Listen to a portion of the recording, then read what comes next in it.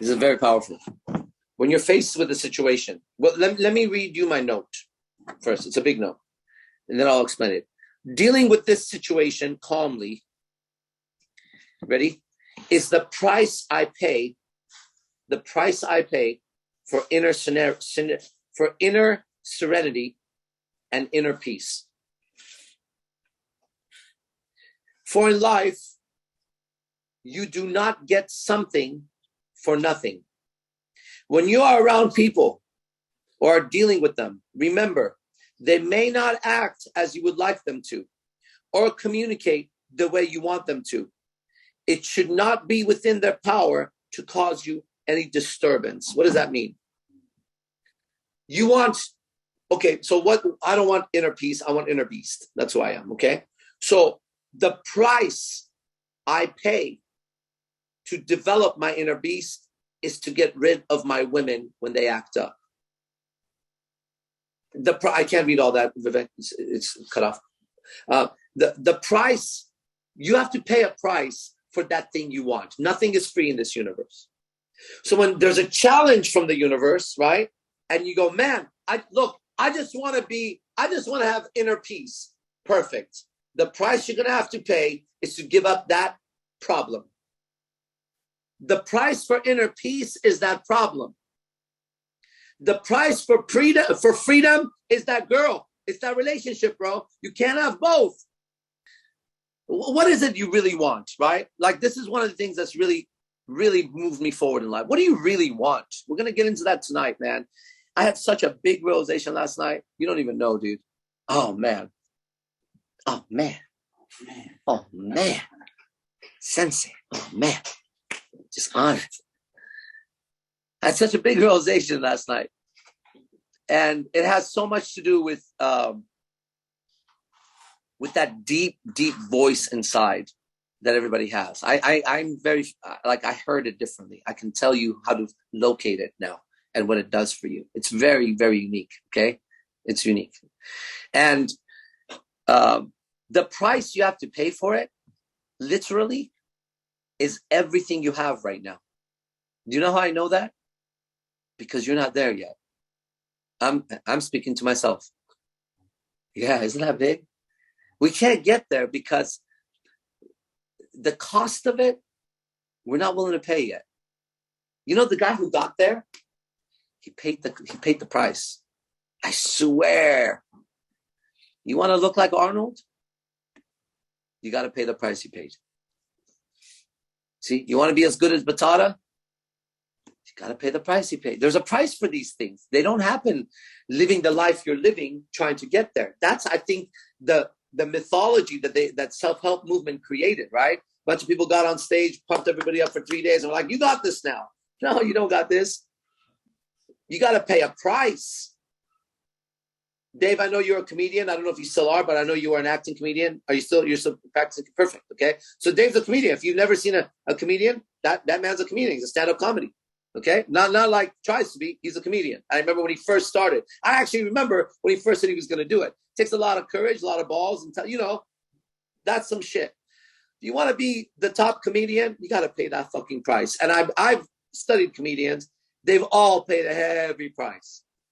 It's a community where you get made fun of, you get fucking hazed, you get fucked up. Yeah, you may, Rory. But something inside is shouting so loud. And we didn't grow up with the family or parents that were like, pay whatever price it takes to get whatever the fuck you want. Because they, of course, wanted to keep us safe.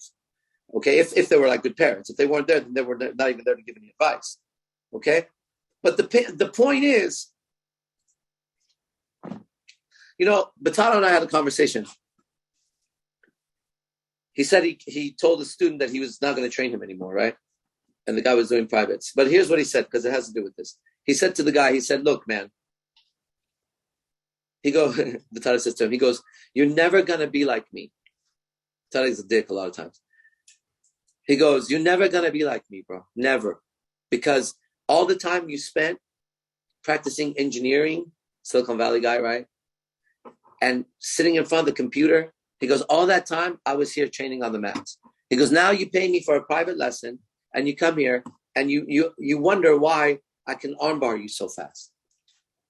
He goes, you're never going to be like me. You should just quit. Trying to make people quit.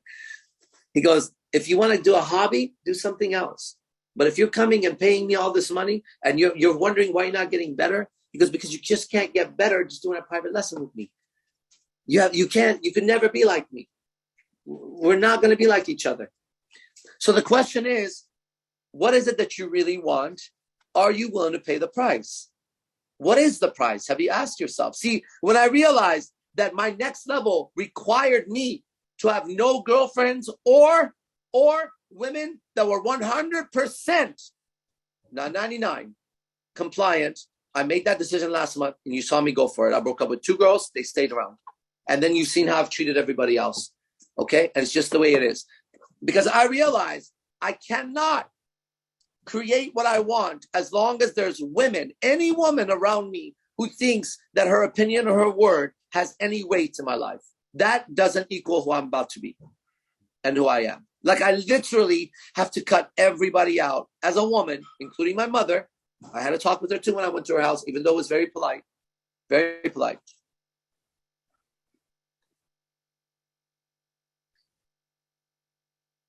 I told her.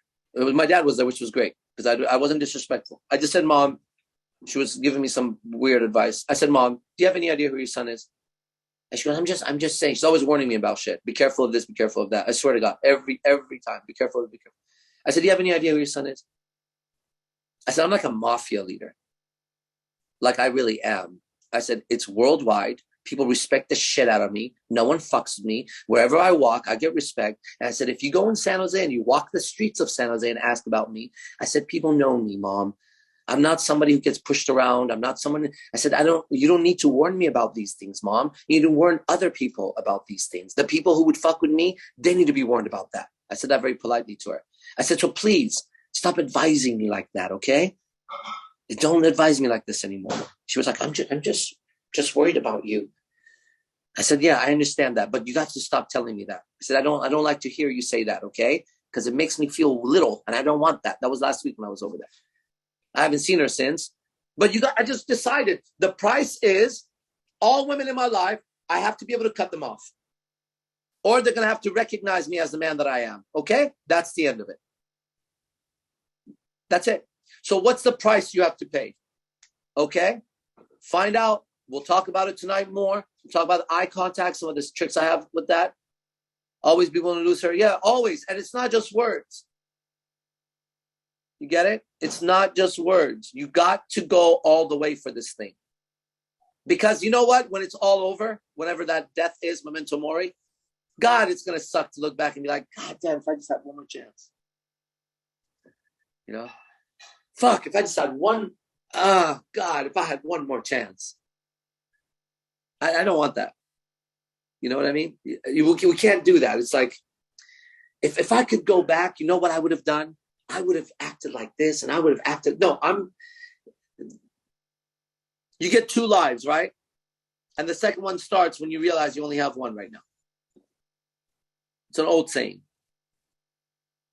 So you get 2 lives in this life. The second one starts when you realize you only got one right now.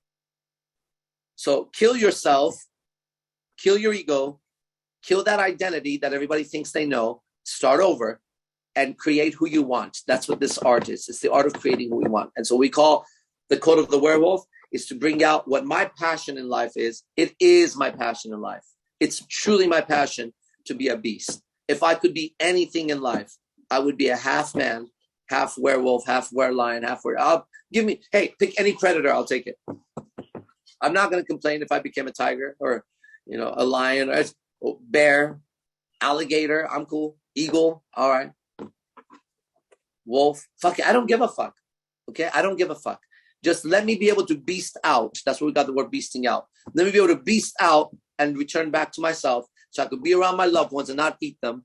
And at the same time, I can run wild and free, and my enemies know I'm a terror and I'm not afraid of them. That's what I love, okay? IMC Nation, Jay Gurudev, be the best, fuck the rest. See you tonight. Hey, get with Yogi Chris. Find out how to sign up for this shit, okay? Message him on Instagram. What is it? PhD Peace to Yogi Chris.